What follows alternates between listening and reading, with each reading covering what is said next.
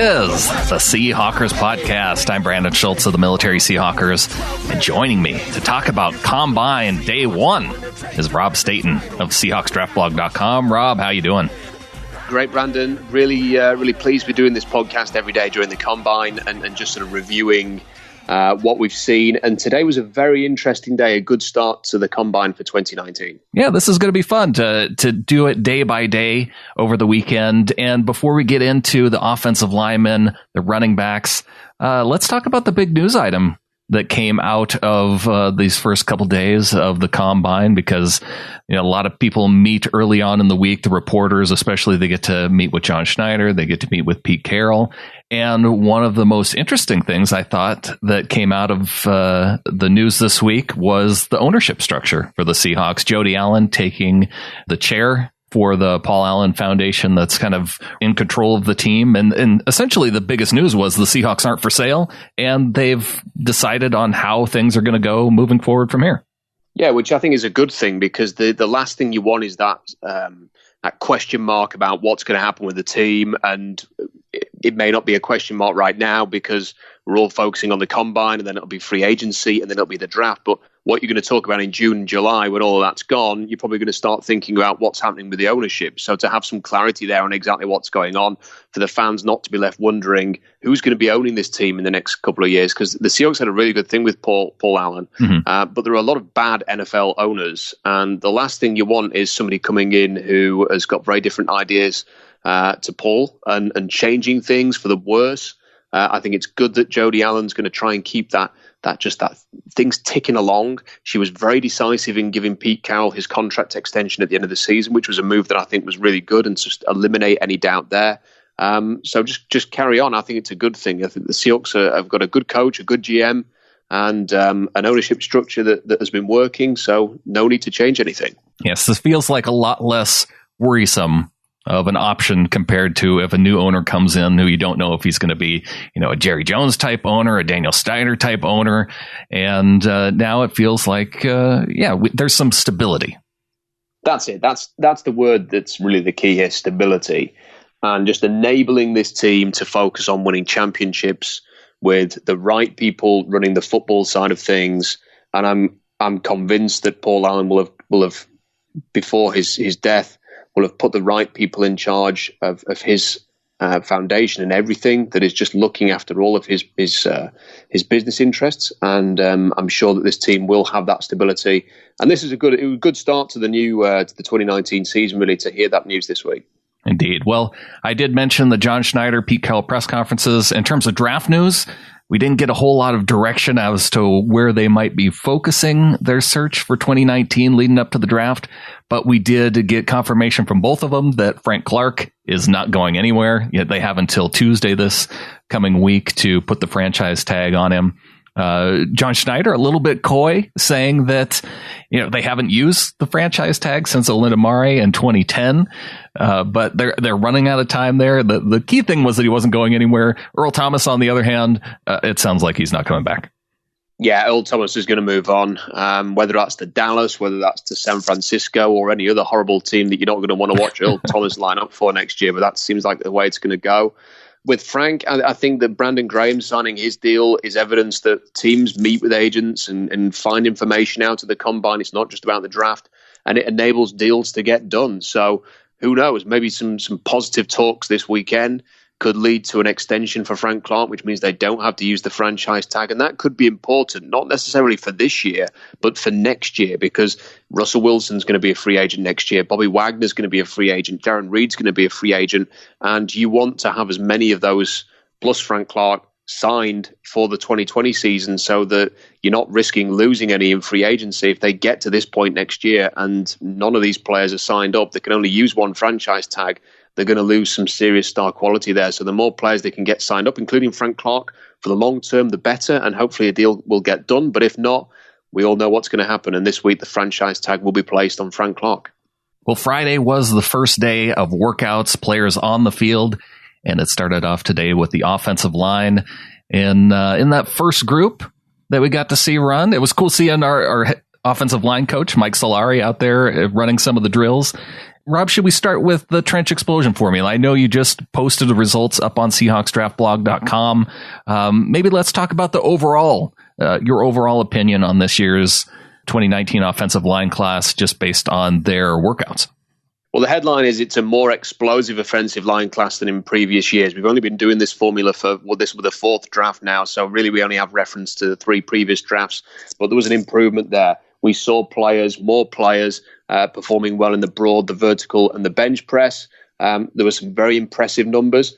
Iosa Opeta had the most explosive TEF score that we've ever recorded with a 3.62, did very well in the bench press, which really pumped up his score.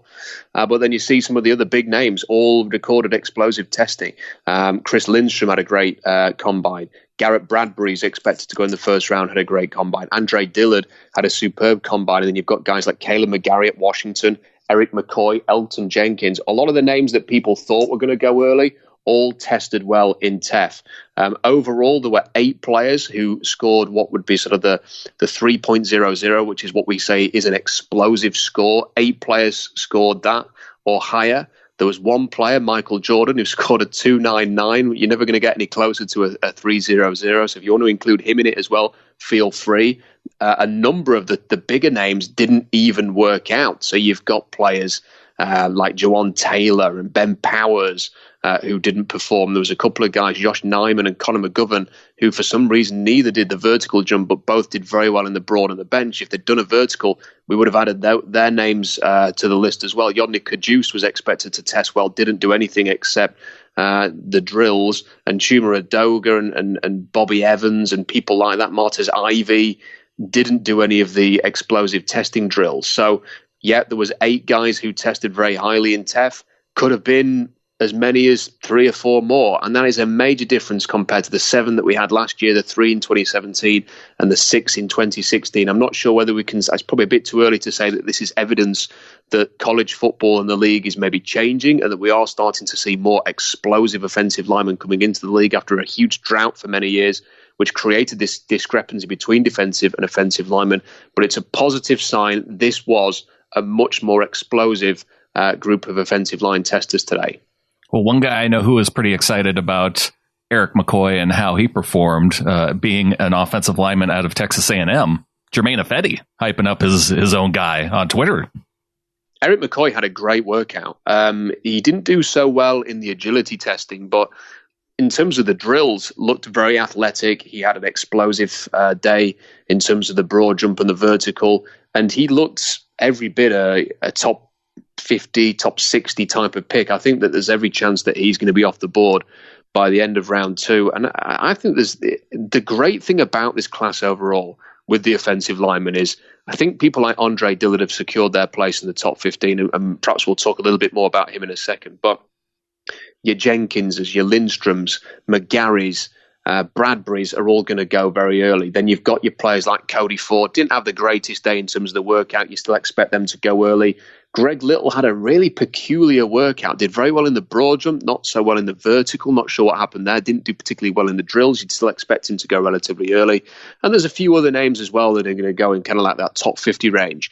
But there's such great depth. You know, in rounds 3 and 4, you're going to be able to get a really decent offensive guard. You're going to be able to find an offensive tackle who has got some value that you can maybe develop. One of the guys that I thought just looked the part was Isaiah Prince from Ohio State. Incredibly lean, long, very athletic looking, had a decent testing in terms of the explosive testing as well, and just looked like the kind of guy that I don't know whether he's going to be there in between rounds 3 and 5. But if he is, you bring him in, you work on him, you develop him, maybe get him a little bit stronger, and he could be a potential starting tackle for you down the road. So I think it's a good group of offensive linemen. If you're hoping that the Seahawks are going to draft him for that position this year, you may well be in luck. Pete Carroll's talked about keeping the line together. He wants to re-sign Sweezy and Fluke. We'll see if that happens. If not, they are going to have plenty of options within this draft class in April. Well, you talk about people just in terms of their stature looking impressive. Derwin Gray was that guy for me, although he didn't show up very well in the testing. I think it was a really decent looking group, and some of the guys who've not tested well. I mean, Dalton Risner is another one who, you know, was in a 2.83 in TEF. His agility testing was kind of okay. but he looks the part. You look at Reisner and you think, you can imagine him starting at guard for an NFL team for a long time. He's got the attitude, he's got the length, he's got the frame, looks really good. Drew Sammy is another one, 274, really aggressive interior offensive lineman for Oklahoma. Not going to blow you away with a workout, but looked decent. Titus Howard didn't have a great workout. Cody Ford didn't have a great workout. But you expect these players to go to the next level and play well. Michael Deiter, the guard at Wisconsin, I thought he was going to work out better than he did, but still a very solid player that you may be able to get in and develop. So, listen, we talk about Tef. Tef does not determine who is going to be a good offensive lineman and a bad offensive lineman. It simply highlights who are the explosive testers. The agility testing is equally important. And there were some very interesting short shuttle and three-cone times. Actually, the players didn't perform as well in that as they did in the explosive test this year. But it also comes together and you put a package together. And what the thing to take from this is, go and see who performs well, then go back to the tape after the combine and go and watch the games and see if it matches up to what you've seen at the combine. That's the most important thing. A couple of other quick points to mention here. Andre Dillard had the second best broad jump by an offensive lineman in the last 10 years. He's in great company. Only Colton Miller's 10-1 was better than his 9-10. Colton Miller had the best broad jump in the last 10 years, ended up going in the top 15 last year as a consequence.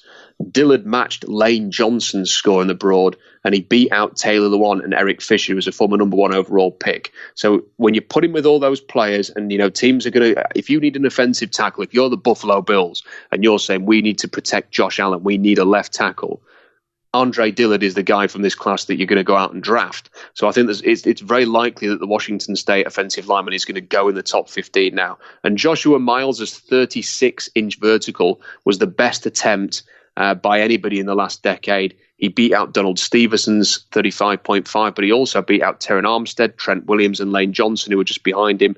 Caleb McGarry at Washington, a 33.5-inch vertical, is the 8th best by an O-liner in the last decade.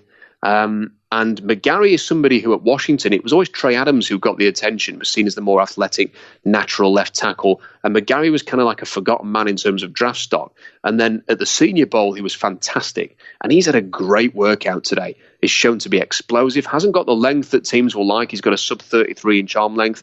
But for me, he's a Breno Giacomini type of player that you stick on the right tackle. He's going to have some whiffs from time to time, but he's going to be a really solid player for the next few years. And I wouldn't be surprised at all if Caleb McGarry ends up going in the top 40 after what he did today. Well, he was one, when I was watching the mirror drills, he was one of the more impressive guys because you see a lot of the guys, like their feet coming way off the ground when they're doing the mirror drills. And McGarry, it didn't even look like his feet were coming off the ground at all. Yeah, and it's the thing to look for in that mirror drill is you don't want to see the feet clapping together. That's how you get tripped up. You want to see really good balance. You want to see control. And that was one of the things that there was a number of players who did well in the mirror drill. I think that my highlight, though, and it's the one thing that I will take from this mirror drill, is Dalton Reisner when he was what they call the rabbit, which means you're the guy who has to sort of run from side to side to test the guy who's actually doing the pass protection.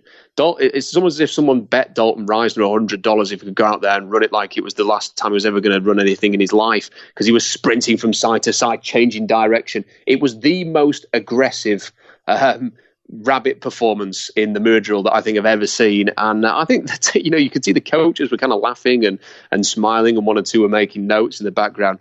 It's that kind of thing, that kind of intensity and competitiveness and making it hard for the opponent on the other side and trying to prove that you're better. That I just think was really good from Dalton Reisner. He's not a player that really stood out for me on tape, but I've kind of come away from this combine and the Senior Bowl as well, in fairness, where he did a few interviews and came across as a really cool guy. I've come away really liking him, and I think wherever he ends up in the NFL next time, as long as it's not with one of the teams the NFC West, I'll be keeping an eye on him and rooting for him a little bit. Well, that was a pretty fun moment, but wasn't he going up against Jawan Taylor as well from Florida on the other side, and he did pretty well to keep up with him?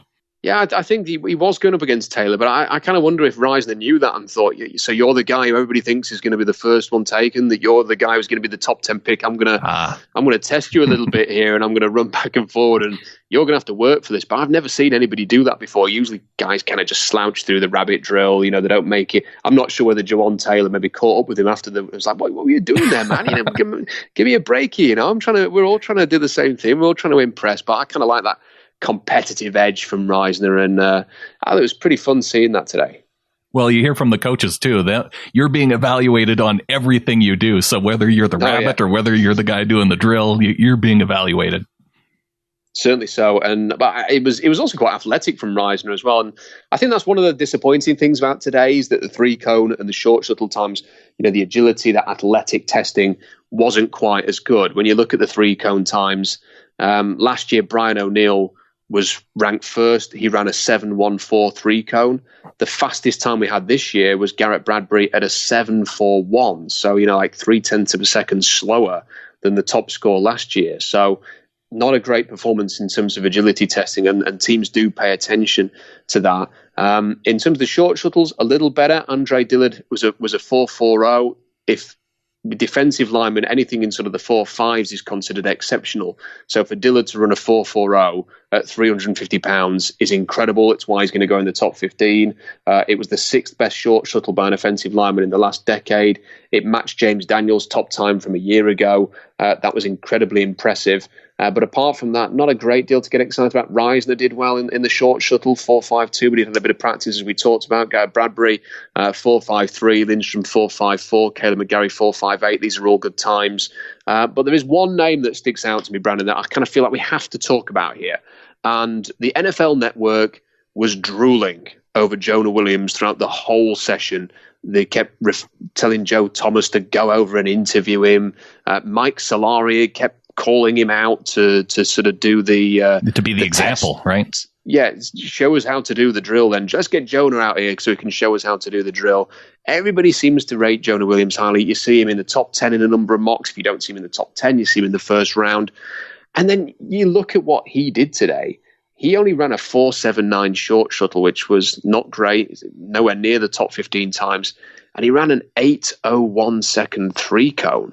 I mean, that is not the athletic profile of a first-round pick, especially when you confirm. I mean, we do something called weighted TEF, where we consider how big players are. If you jump a great vertical and a broad at 320, that's a lot better than jumping a great vertical and a broad at like 295, for example. And Jonah Williams has the second worst combination of explosive power and size. So he's not big, he's not explosive, he's not agile, and he's not fast.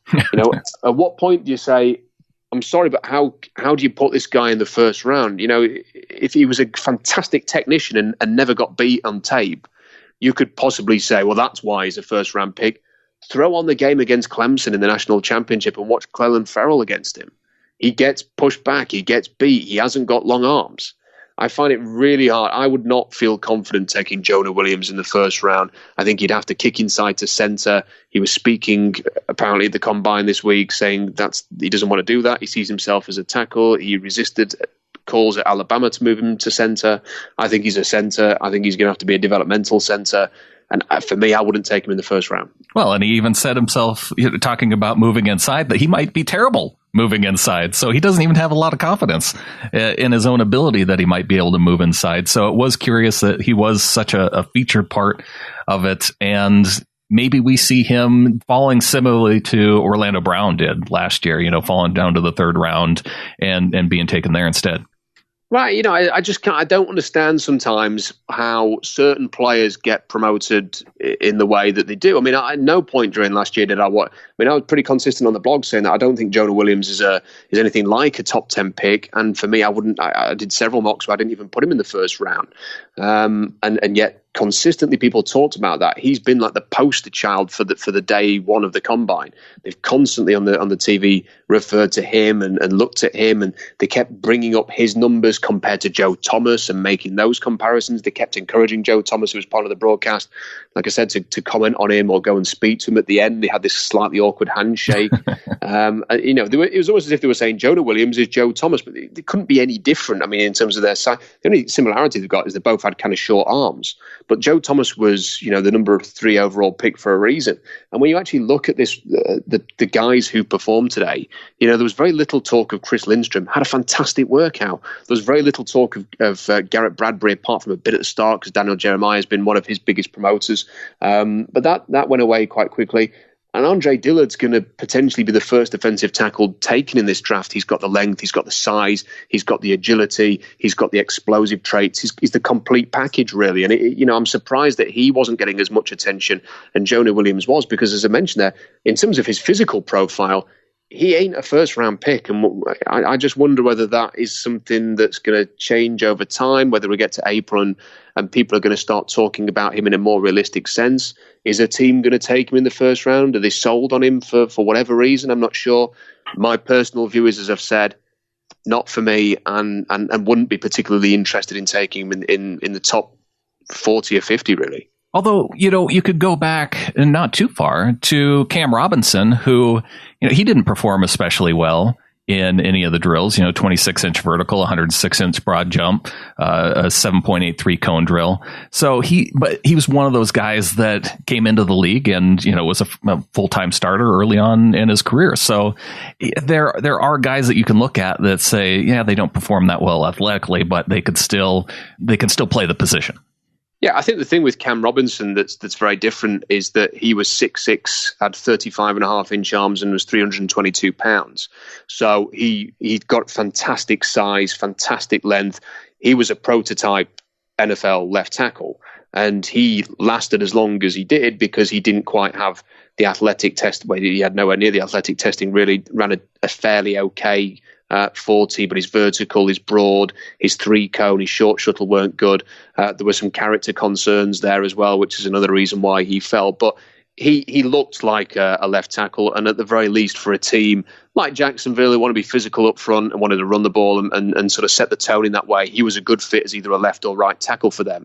With Jonah Williams, you look at him, what has he got, 33-inch arms? He's much smaller. He's nowhere near 322. His height isn't as good. When you watch the tape, you can say Cleveland Ferrell was getting into his pads, jolting him backwards. He ended up on his backside on the floor on one play because Ferrell just got into his frame, shoved him over. Does not have that power. Does not have that insane size that someone like Cam Robinson had. The thing with Cam was that you could often beat him with a speed rush, but if you try and take him on 1v1, you were never going to win that battle, and it's one of the reasons why he still went with a relatively high pick, just didn't go top 15 or anything like that, but he didn't have the profile to warrant that, and he had a pretty decent first year in Jacksonville before getting injured, but you often have to have the profile of an Andre Dillard, a Lane Johnson, and players like that if you're going to go very early. I think Cam Robinson kind of went in the range that most of us expected, and good for him that he had a very good first year in the NFL and sadly didn't get to compete this year. Well, one drill that we saw, Rob, where you actually get to see some physicality, where they act as a pulling lineman. Was there anyone that jumped out to you in those drills? In the pulling, I think that Garrett Bradbury certainly, the one problem that you have with him is that the size is a bit of an issue. He looks like if you would sort of fear a little bit if he was having to take on either a big hulking nose tackle or even if he was having to take on someone like Aaron Donald, because he doesn't have the length and he doesn't have the size. But what he does have is very fluid hips and the ability to sort of pull on the outside and sprint. Trying to think who else. Andre Dillard looked very good in this. Cody Ford, I think at his huge size, moved very, very well in those drills. Chris Lindstrom was always expected to be one of the more athletic offensive linemen within this class. That was never a surprise. It's a bit of a surprise that he did as well as he did in the explosive testing, but in the pull-in drills, just looked incredibly fluid, a good athlete. Isaiah Prince that I mentioned a little bit earlier. Eric McCoy did very well in these drills as well. Those are the names that I would sort of highlight from that. But it's a difficult drill because not every offensive lineman gets out, pulls and sprints downfield 10, 15 yards. They do this and they make them all do this in the drill. But some will naturally be pretty good at that, and others, they're 1v1 blocking their straight up, especially the guards and centers. They're not going to do a lot of movement, especially for power schemes. They're just going to be, trying to absorb the defensive lineman in front of them. Well, you also published on the blog the 10-yard splits for the offensive lineman, and again, Andre Dillard, the only guy to break 1.7. Yeah, and that's important. It is an offensive lineman's never going to run 40 yards. They're not running routes. They're not going to be taking on any offensive backs, are they? So it's that sort of short area quickness I think the explosion, I think you hear a lot of things. People will say, what's the most important drill? What should we be looking at here? And you kind of hear different information. Gil Brandt was saying the other day something like a 1.70 is good for a 10-yard split for defensive linemen. You're thinking, no, it's not. For an edge, it's a 1.5. And for sort of an inside-out defensive tackle, anything in the 1.6s you would consider to be quite an impressive score. So for Andre Dillard at 3.15, as you say, to break that time and to get into the 1.6s, very, very impressive. And just another thing that you can kind of add to his building stock. I mean, there was a report from Bob McGinn during the NFL season that said that essentially the league viewed him as the best pass protecting left tackle, and that he could be a high pick. And then when you go and watch the tape, you certainly see that. And then at the Senior Bowl, he looked very, very good.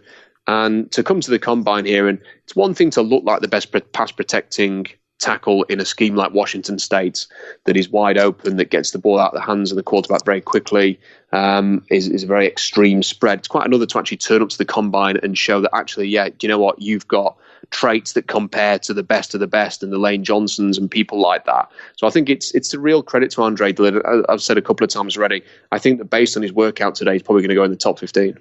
So Andre Dillard was impressive. Another guy at the top of the TEF performance was Iasu Opeta from Weber State. Now, have you a smaller school guy, but clearly somebody that maybe you want to go back to and see, just how well he performed on tape now.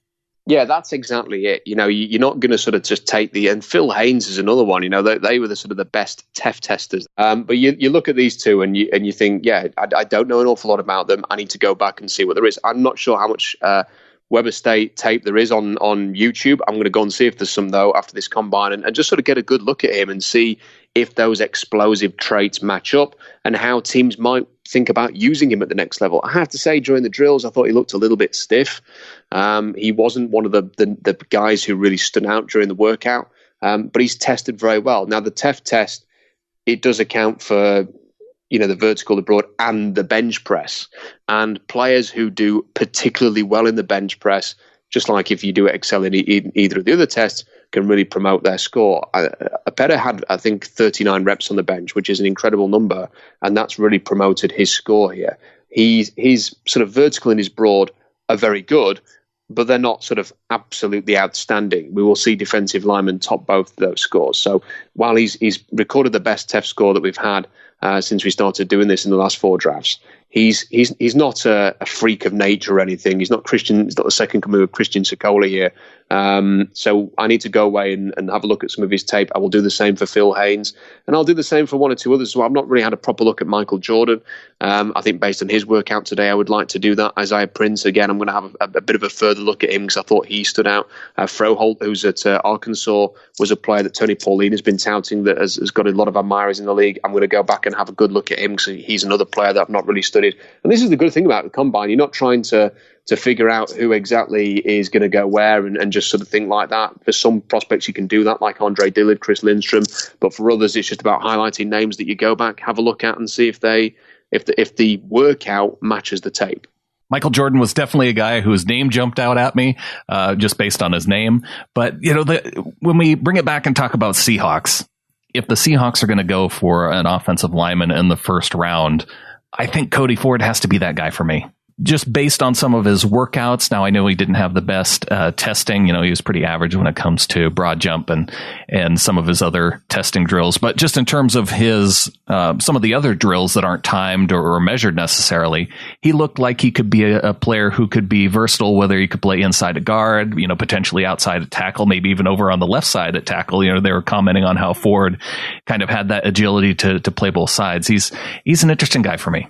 Yeah, I think he ticks a lot of boxes. So he's got great size. He's got good length. He didn't really show up in the workouts today, but when you actually watch Oklahoma, his agility and his footwork is very good. I've not seen a guy with his size get into a pass protection stance better than he has. He gets into it very quickly, very balanced, good quick feet.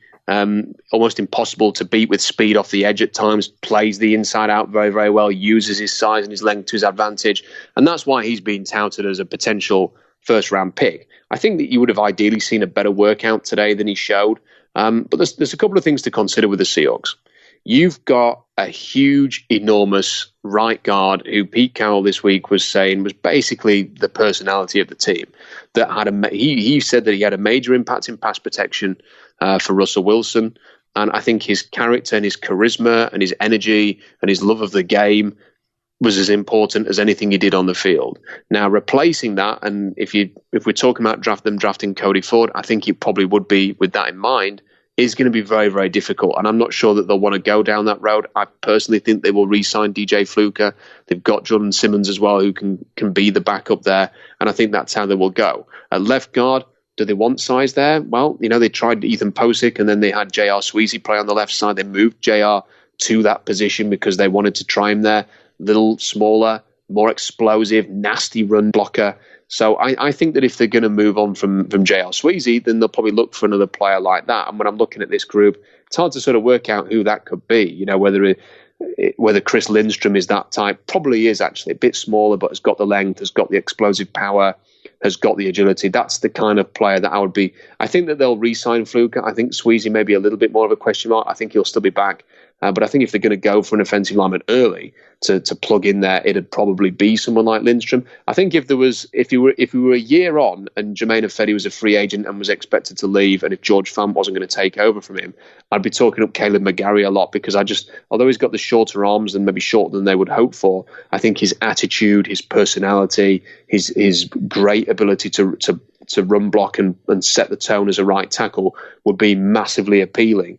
I just wonder if maybe it's a year too soon to be sort of doing that with your first pick, and it would have to be their first pick, I think, with Caleb McGarry, because he's that good and he warrants a place in the top 40. Well, let's move on to running backs who also did their drills on Friday. And one of the guys that everybody's talking about coming out of in terms of testing is Justice Hill with his 4.4 40 and impressive in the broad jump and the vertical as well. Yeah, and he is an explosive player. It's not a big surprise that he's tested as well as he did. He's fun to watch. And I think a team that likes that kind of running back, a bit smaller, explosive, physical, can do a bit of everything, I think he's going to end up probably getting a decent player. Probably on day 3, I would imagine that he's going to go there.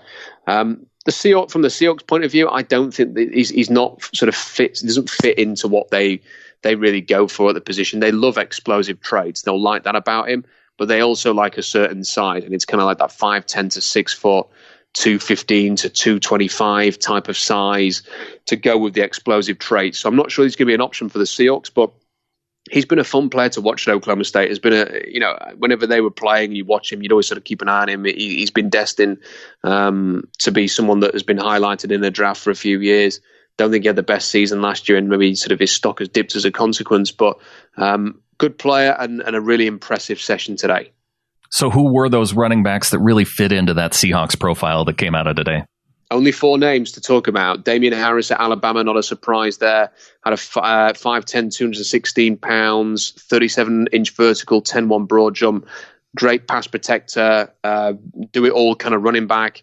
Didn't have the best season in 2018. Was a bit of a letdown there, but that could mean that he's available in a more amenable range, and could be someone that teams, not just the Seahawks, but others really look for, maybe from round 3 onwards. Alexander Mattison at Boise State, physical, tough, really fun to watch. I'd certainly recommend anybody checking him out. 5'10", 221 pounds, 35-inch vertical, 10-7 broad. A player to keep on the radar on day 3. LJ Scott at Michigan State had a very, very underwhelming college career, but he's in the ballpark with 6'0", 227, 33-inch vertical, 10-0 broad, but on the lower scale of what they might be looking at.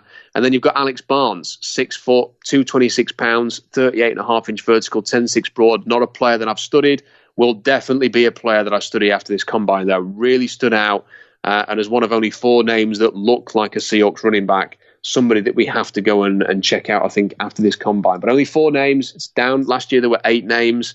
In previous years, we've been able to identify 4 in 2017 and 2 in 2016. They've always drafted at least 1 player from the group that we've identified. And if they draft a running back this year, it's probably going to be one of the 4 names that we just mentioned, or 2 others who didn't work out. Rodney Anderson from Oklahoma, love him. very explosive. Seahawks size, didn't work out today because of his injury, still recovering from that. And Josh Jacobs at Alabama, who's expected to be the first running back drafted, he also didn't work out today, but has got the size and is expected to have an explosive testing session.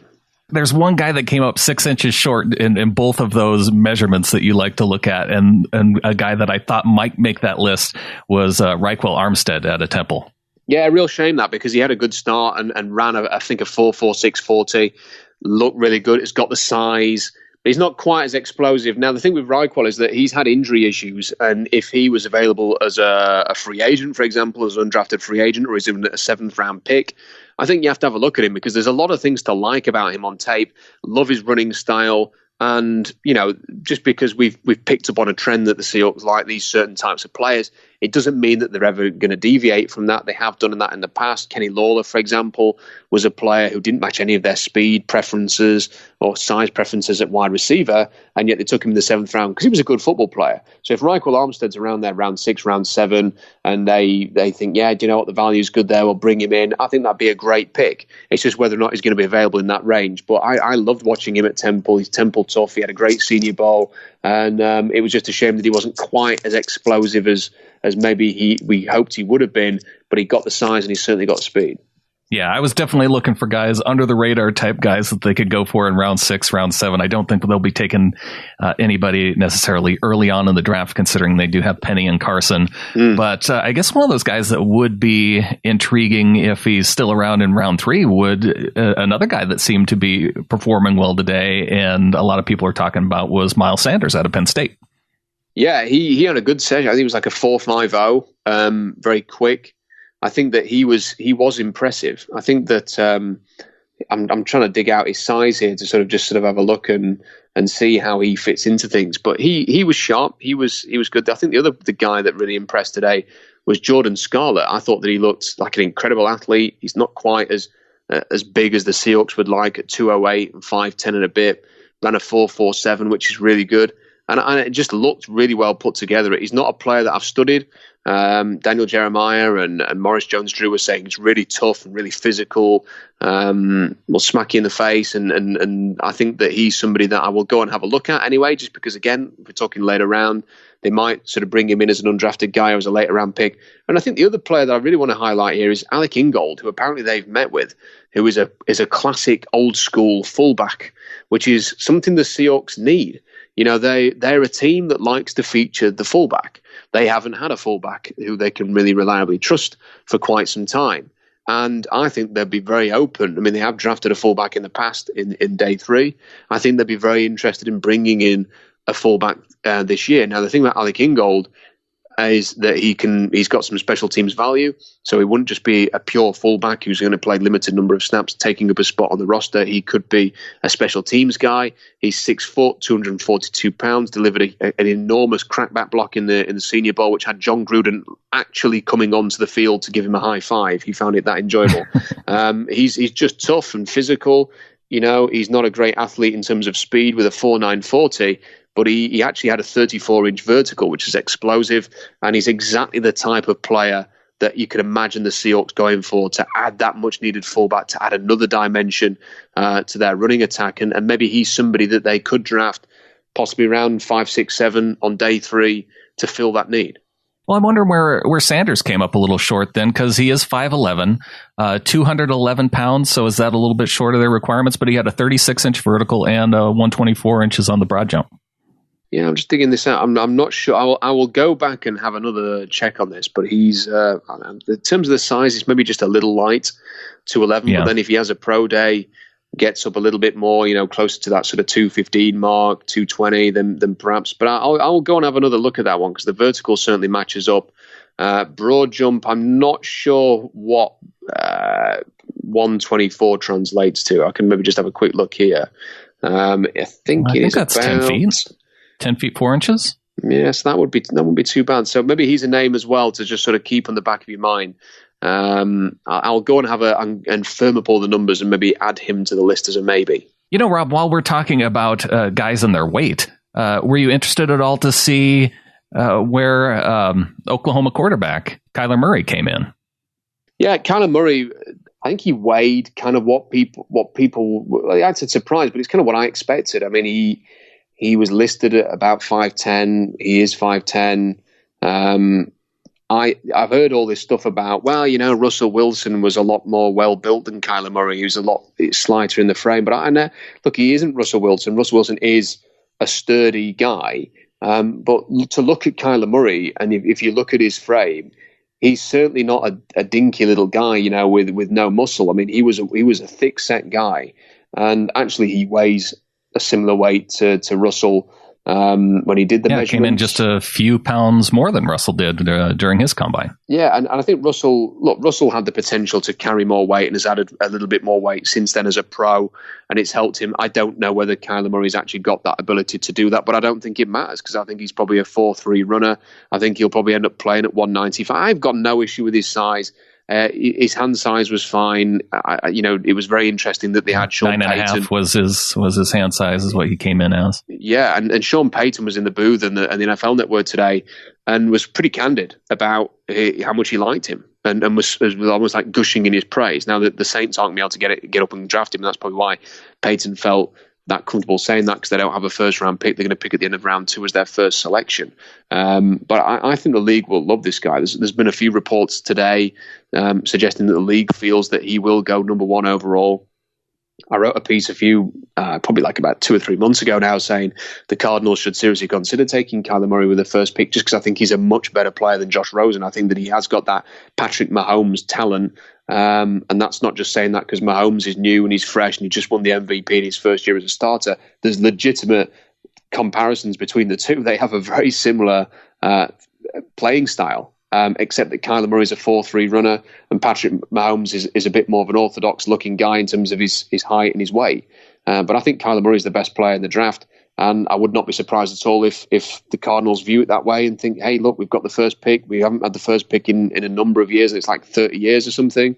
Let's take the best player and just let these two quarterbacks find it out as we try and find the guy, because they certainly need to find the guy because they left it too late after Carson Palmer departed to go down that road, and they've ended up being the worst team in football as a consequence. Well, I hope they stick with the quarterback that they have right now and trade out of that spot, and then we don't have to worry about facing Kyler Murray. That I would go along with that. Either that or trade the pick and let someone in the AFC have him, because he is a really dynamic, fun player. And I would not want to face him twice a year. Well, you mentioned earlier the Seahawks may have met with Ingold. Another player that they apparently met with, or Austin Davis, the new offensive assistant, met with during the combine, is Jake Browning, Washington's quarterback. Yeah, and with Jake, he's going to end up getting a camp somewhere. I don't think he's going to get drafted. I think he's actually going to probably have a better testing session tomorrow than many people realize. He's actually quite a fast runner when he's had to scramble and make some plays. I think he had I'm trying to remember where it was. There was a game where it might have even been the Rose Bowl where he actually sprinted away from one of Ohio State's more athletic offensive linemen and outran him to the sort of sideline to get a nice gain on the ground. So I think he's probably going to run pretty well. He hasn't got the arm strength, obviously, and had such an inconsistent career at Washington that it's hard to imagine him as a pro quarterback. But as a prospective camp body who competes to be a backup, wouldn't be surprised if the Seahawks and other teams look at him and think, hey, look, we'll give this guy a shot. Quarterbacks coming up on Saturday, along with wide receivers and tight ends. And Rob will be looking forward to talking about those positions tomorrow. Very much so. And there's some interesting names. I'm going to be keeping a close eye on Will Greer from the wide receivers. There's some really good tight ends, some really good blocking tight ends that we can talk about as well, that I think the Seahawks could well be interested in. And with the receiver group, I think the headline's probably going to be DK Metcalf's workout, but decent group of receivers. Let's see the ones who run in the 4.4s. That's what the Seahawks look for, like 4.4 runners, whether they're big or small receivers. So let's see who can run there and sprint and show some downfield ability, which is what the Seahawks like with their explosive passing game. Well, Metcalf already making headlines with his reported body fat percentage being under 2. Under 2, that is incredible. I didn't even know that's possible, like in terms of health. I think the only way it's possible is if you have like freaky genes and are just naturally unbelievably athletic. I don't think your normal guys such as myself could ever get. I don't think even getting down to sort of like 8% is possible. So he's obviously a very gifted natural athlete, and he does look like he's auditioning for one of the Marvel films at the moment. Hopefully, it's not going to trouble him too much when he runs a 40 tomorrow. Yeah, I think Daniel Jeremiah said it on the broadcast that he had, how did he put it? It was something about having a Batman suit, like just as part of his normal build. Well, I think one thing's for sure, whenever his NFL career finishes, that he will have a possibility to become some kind of superhero action star or go to the WWE. I think one or the other will be waiting for him. Well, Rob, appreciate you jumping on and talking day one of the Combine. Look forward to chatting with you again tomorrow. Can't wait.